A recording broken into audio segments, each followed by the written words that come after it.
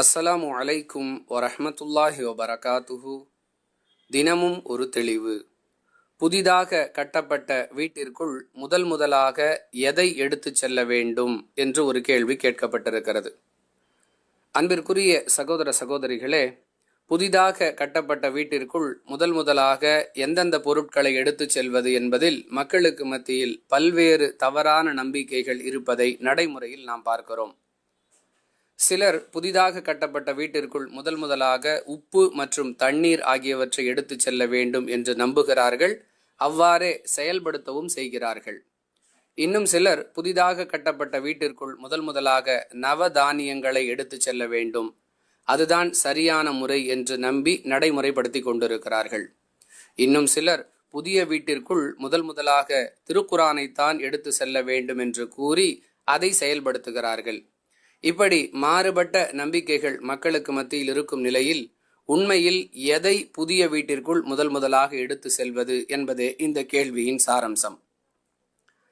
அன்பிற்குரிய சகோதர சகோதரிகளே, ஒருவர் புதிதாக வீடு கட்டுகிறார் என்றால் அவர் செய்ய வேண்டியது என்ன என்ற கேள்விக்கு இஸ்லாத்தில் நாம் பதிலை தேடும் பொழுது, தன்னுடைய மகிழ்ச்சியை பகிர்ந்து கொள்வதற்காக அவர் விருந்தளிப்பதை மார்க்கம் அனுமதிக்கிறது என்ற பதிலையே நாம் பெற்றுக்கொள்கிறோம்.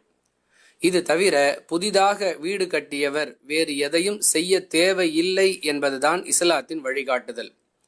அப்படி இருக்க ஒருவர் புதிதாக கட்டப்பட்ட வீட்டிற்குள் முதலாக இதைத்தான் எடுத்து செல்ல வேண்டும் என்று எந்த ஒரு வழிகாட்டுதலையும் அல்லாஹுவோ அவனுடைய தூதரோ சொல்லவில்லை. அப்படி இருக்க இவர்கள் இப்படியெல்லாம் செய்கிறார்களே, இது சரியா என்றால் அனைத்துமே இஸ்லாத்திற்கு எதிரான மாற்று மத கலாச்சாரத்தை அடிப்படையாக கொண்ட நம்பிக்கைகள் என்று சொல்லுவதை தவிர இதற்கு வேறு பதில் இல்லை. திருக்குரானை எடுத்து செல்கிறார்களே, அதுவும் மாற்று மத நம்பிக்கையில் அடங்குமா என்று சிலர் கேட்பார்கள். அன்பானவர்களே, திருக்குரான் எதற்காக அருளப்பட்டது என்ற கேள்விக்கு திருக்குரானிலேயே பதில் இருக்கிறது. மனிதர்கள் எப்படி வாழ வேண்டும் என்பதற்கான வழிகாட்டியாகத்தான் அல்லாஹ் குரானை அருளினான் என்பதுதான் அந்த பதில்.